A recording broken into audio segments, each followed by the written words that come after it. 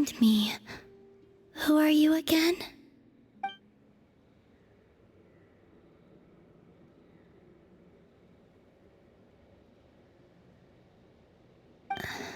A different one floats by your side today.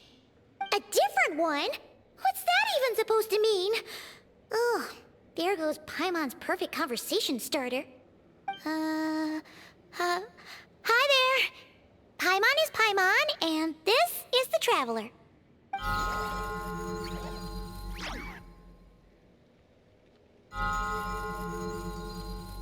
Oh, there you are.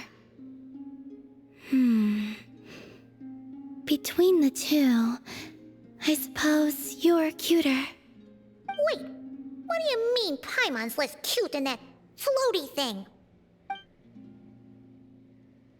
Columbina. What is it?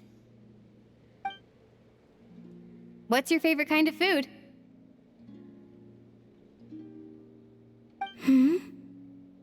Is this a treat? Or an offering? Let's go with treat. Anyway, this is all the Traveler's cooking, so please, help yourself.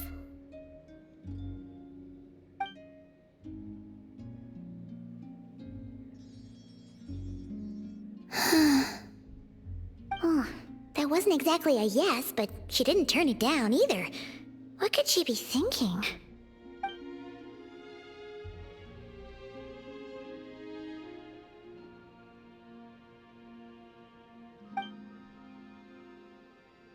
So, what do you want to ask? Hey, she's actually playing along! Quick, now's our shot. You know the moon in the sky isn't real, don't you? I know there is only one moon in the sky. It is simply that some can see it, and some cannot. What does it mean to you?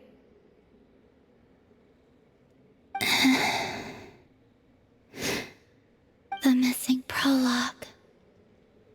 What?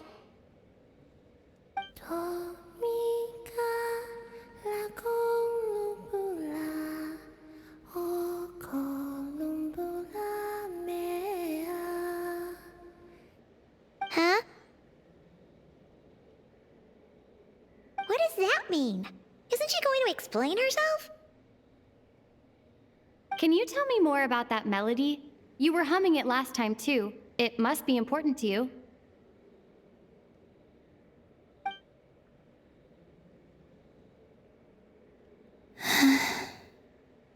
It is all I remember from the moment of my birth. A melody. A few lines of lyrics. Like a lullaby from a foggy dream. Oh, so who was singing it? I do not know. I have nothing else. Just that song. Huh? And the Frost Moon Scions who found me.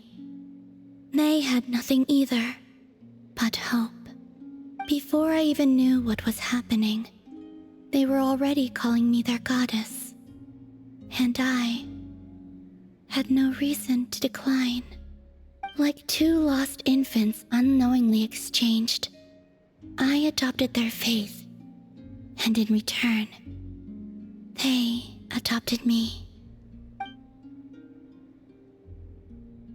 But my adoption drops you into the story halfway through. What came before was scribbled onto the wrong pages, never even bound into the book. That sense of something missing only served to nurture their greed and doubt. And thus, I came to realize that this place was never truly my home. Greed and doubt? O Moon Goddess, forge weapons for us, drive out our enemies, and expand our lands. O Moon Goddess, heal our wounds, ease our suffering, grant us strength. They asked for everything, and I obliged. Until the day came when no answer could be given. If mortals can turn to the gods when they are powerless, then who do the gods turn to when they have nothing left to give? You've got Paimon there. In those days, the Frost Moon Scions cared more for faith than for truth.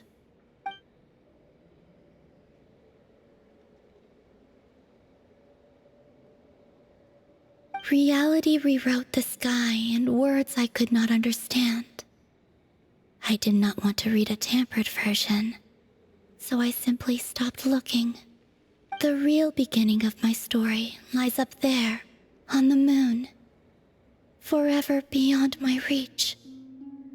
Like a message carved for blind hands, sealed away where no fingers can find it.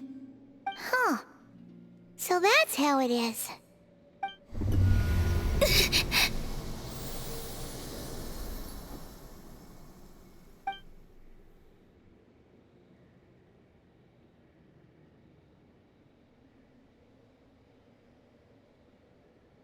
What's wrong?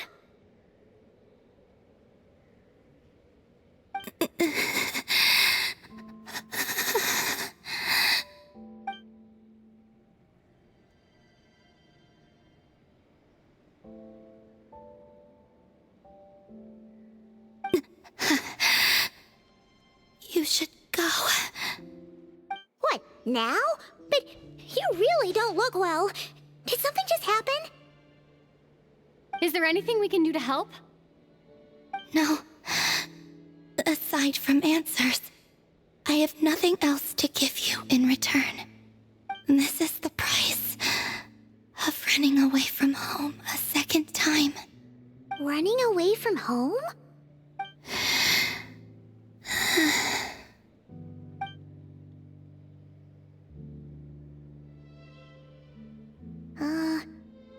Is she heading towards the food? Did all of Paimon's questions make her hungry? Do you still have many questions? I know I should offer more in return for your kindness, but I'm feeling a little worn out. Oh, we're so sorry about that. The Tsaritsa was right. Freedom always comes with a price. She said I could treat the Fatui as a second family, a second home. But in the end, they were no different. All they wanted in truth was my power as the moon goddess. I'd rather not dwell on such unhappy memories.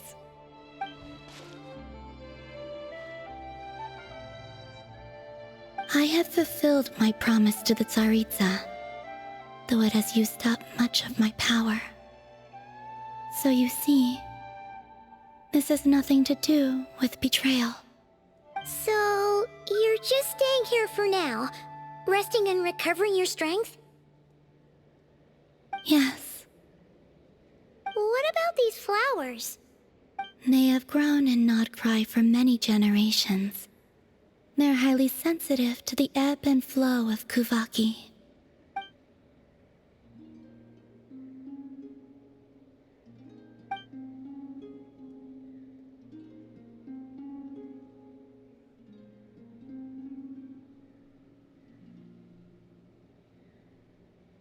At times, I thought about using that relic the Frost Moon Scions had hidden away. I could sense the power within it. But going out is such a hassle. People might see me, and I promised Lauma I wouldn't show myself to anyone. Besides, I know it's gone now and... Really?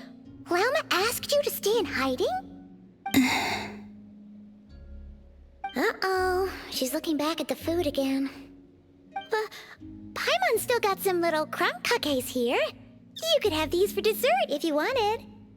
Lauma said she wishes to change the Frost Moon Scions, which is why she asked me to stay out of sight. I don't really understand what she meant. And to be honest, it's not something that concerns me. But I wasn't planning to see anyone anyway.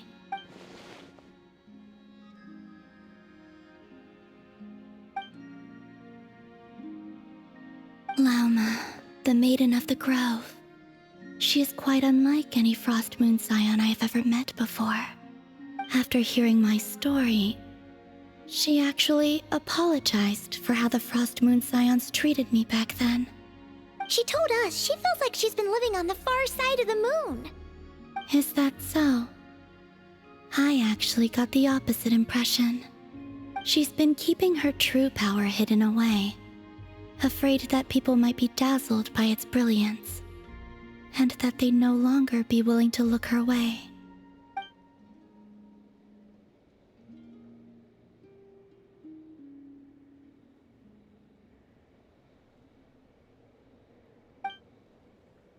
So, what do you wish for now?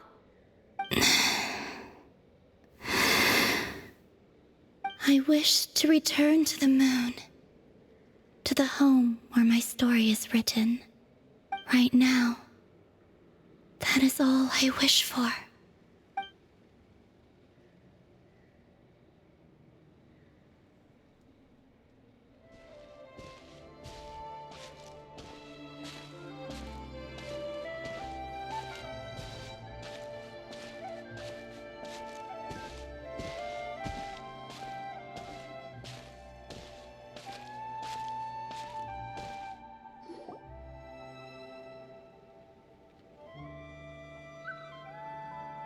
Oh, she doesn't look so good. Sorry for disturbing you, but are you okay?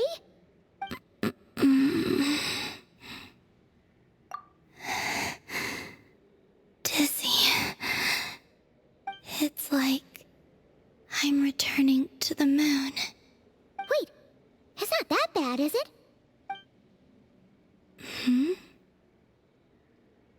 I sense the moon's power within you. We got the moon marrow back from the Fatui. Can it help you in any way?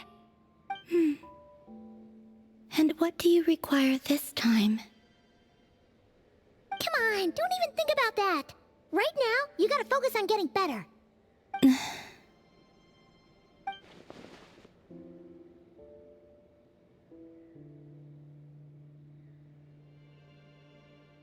I might need your assistance in the future. Oh. Very well.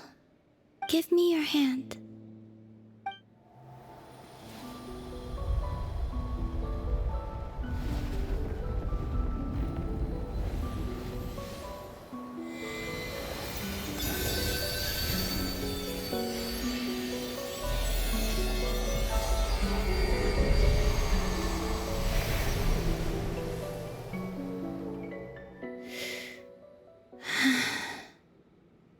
Back to Earth.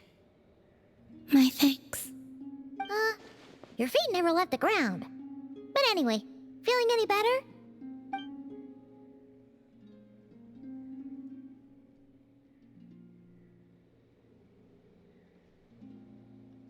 Significantly. The moon within your body, it is as silent as a reflection in the water. Fascinating. I merely drew forth a ray of its light from the water. Enough to keep me tethered to the ground for now. I think I sensed some other changes as well. That is the moon goddess's favor. All things I come into contact with will bear this mark. It is harmless, and will fade over time. Speaking of which, do you want to be the Moon Marrow's custodian, now that you've got your power back? It's supposed to be something that belongs to a god in any case, right? It is the remains of Arya, goddess of the eternal moon. So it does have to do with... Wait, what? Did you not know this already? Llama just said it was different from the other fragments, and that she could sense divine power within it. And she is correct. When I drew that ray of moonlight from the marrow, I also drew some memories from within. That is how I know that it belongs to the goddess of the eternal moon. But Llama also saw the past by using the moon marrow. Why didn't she see that?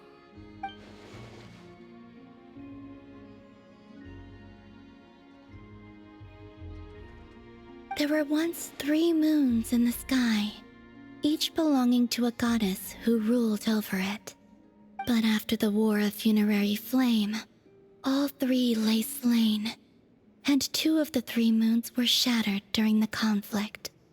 After Arya's death, her power coalesced into this moon marrow. The iridescent moon's remains have never been found. And while the Frost Moon's goddess died herself, her moon was never broken. As the prophecy stated, this moon would birth a new deity sooner or later.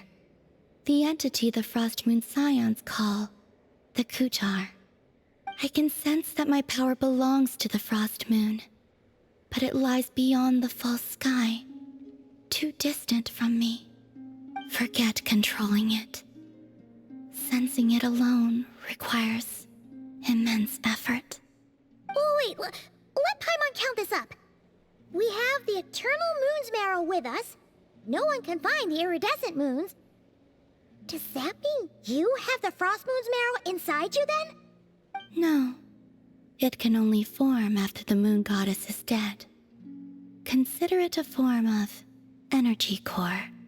You may as well ask if there are rocks on the moon. Oh, so you're saying that you represent the Frost Moon's power, right? Yes. Now, a god with a gnosis is named an Archon. Since you bear the moon marrow, does that make you a moon goddess?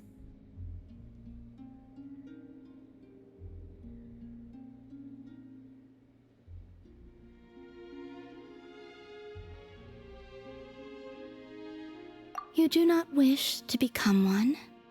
That's not really the problem here. Also, why are you so eager to pass that title on to someone else? Anyway, never mind this becoming a moon goddess stuff for now.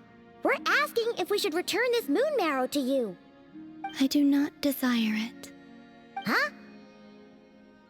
Nor does it desire to come to me. And what does that mean? When I came into contact with its power, I sensed a kind of rejection. I can only guess that this is because I, too, am a moon goddess. 2 moons will not rise at the same time, let alone consume one another. Guess it's stuck with me for now then. You sure that's gonna be okay? Llama did say that you've hidden its power well, but the damselette sensed it just fine. And it's the wild hunt we're dealing with here, not some run-of-the-mill enemy. If it detects the marrow... The wild hunt? You speak of that phenomenon as if you were describing a person. Well, it sure looks like there's a person behind it all. Someone with a super clear goal, too. They've been after the moon marrow non-stop.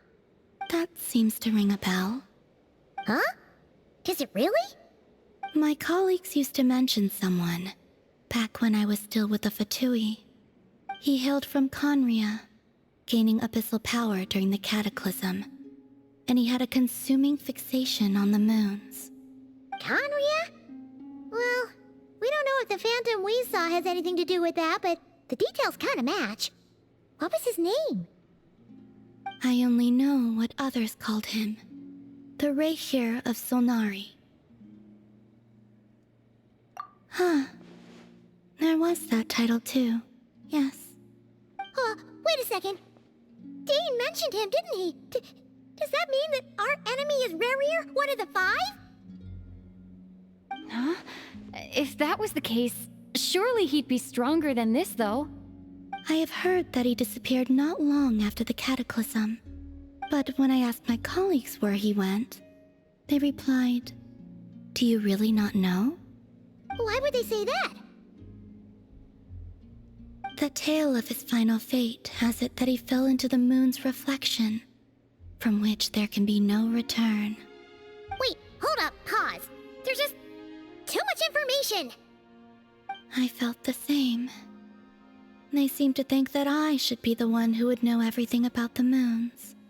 But as I said, my prologue lies beyond the false skies. I do not even remember my name. Oh.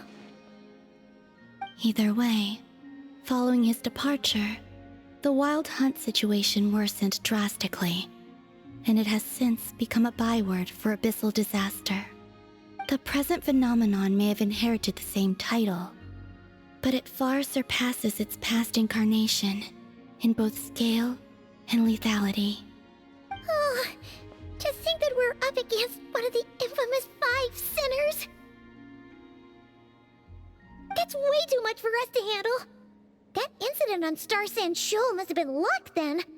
Or maybe he wasn't giving it his all. And even then, he still defeated Marionette. Oh?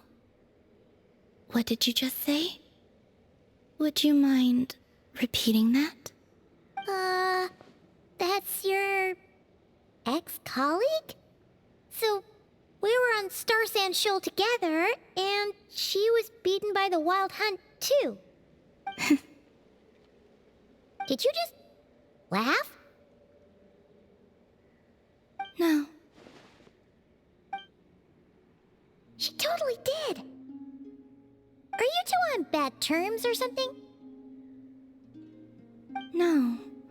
I simply imagined the put-out expression she must have worn in that moment, and found it interesting. She seemed quite shaken. Oh, she'll adjust soon enough. She's very good at that. Okay, anyway, we've gotten off topic. Now that we know how dangerous the guy targeting the moon marrow is, you sure you want to carry it around with you, Traveler? If Fatui intelligence is to be believed, Rerir would prevail even if all of Nod Cry were to stand against him. Perhaps something restricts him, if only for the moment. Before I decide, there's a favor I'd like to ask you, Columbina. What do you need? Do you think you'd be able to show me what happened when my brother and I arrived in Nodcry? I mean, when our spaceship first landed? Sure. That was quick. As I said, this to me is but a single ray of moonlight. Nothing to it. Give me your hand, and ready yourself.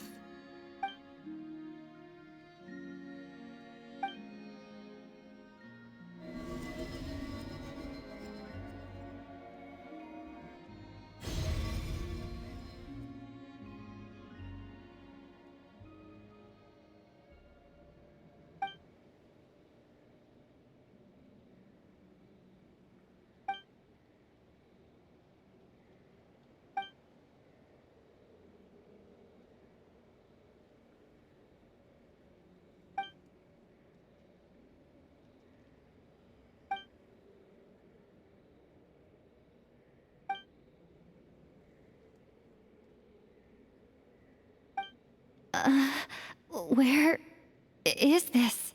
Lumine, come on, we have to leave this place! What? Hey, are you okay? Our spaceship. A long, long time passed after we landed. No one left the ship during that time, but Ether found me from outside of it somehow. Huh? How would that even be possible? I don't know. The secrets within memories are like cookie crumbs. Take a bite, and they go everywhere.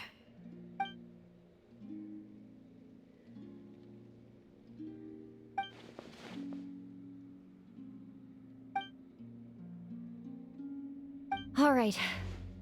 I'll keep the moon marrow with me. Well, if you say so. Paimon can't stop you, but still. Ooh. Will you need my help? I could help you conceal the marrow. You could? Oh, that'd be great. Detecting it within you is already no easy task, but I can teach you to further conceal its presence using Kuvaki. Like this.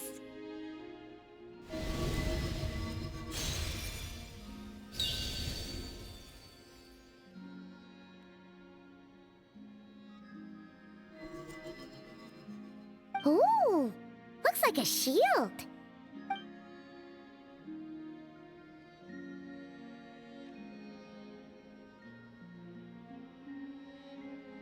Can you sense it? Now, try to maintain it. You learn quickly. Huh. Looks pretty sturdy. Could probably be used in self-defense in a pinch, huh? Are you always here, Columbina? It's kind of dangerous out there, sure, but have you, like, taken a walk outside or something? I dislike strangers. Slightly better.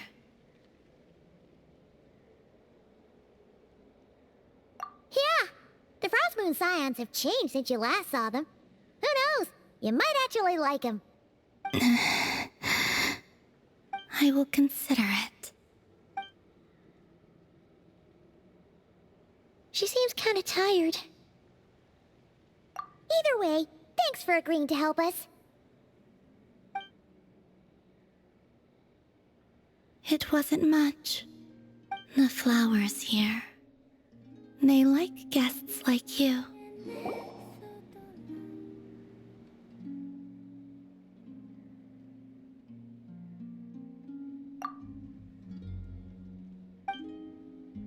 Looking for me?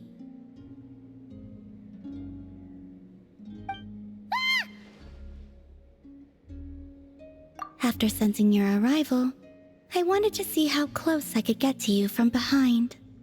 Because you had nothing better to do, or...? Is that how it seems? No different than when I was with the Fatui then. There was never much for me to do. The Tsaritsa only sought the power of the moon goddesses. I was never dispatched to see Zenosis or anything like that. Take walks, watch the moon, sometimes sing. But I came to do that last one less and less after Sandrone forbade it. She didn't like your singing? No, she praised it actually.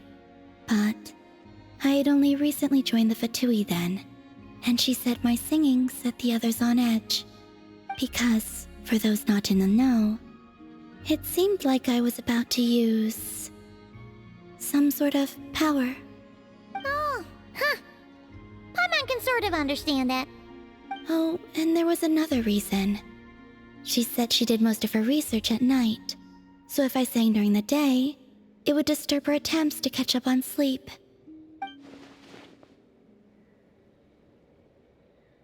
So, I used to just sing outside her door at night instead. But still, she always chased me away. Uh-huh. Get along? When we first met, Harlequino did seem eager to get along with me. She often showed up behind me without making a sound, like I did to you earlier. She said it was an attempt to test me, I believe. I too attempted to join in on the game, but she always managed to spot me before I even got close. Eventually, I resorted to using Kuvaki and managed to give her quite a scare from behind. But she never played that game with me again after that. Yeah, Paimon doubts that was a game to the knave at all. What else? Oh, the doctor often asked me to assist in his light realm-related research. I obliged him a few times, but it was so dull. Use Kuvaki to strike this. Use Kuvaki to control that. I stopped going after a while. Yes, even though I've run away from home, I do have some fond memories of it all the same. Arlecchino and Sandrone treated me quite well, along with...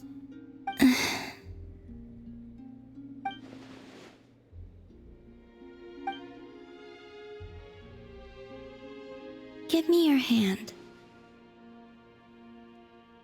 Rosaline taught me it's important to always express gratitude to others. So, thank you for listening to me.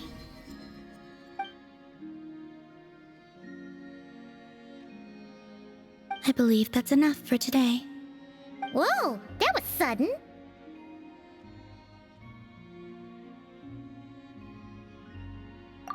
Yeah, guess you're right. Well, let's not bother her then.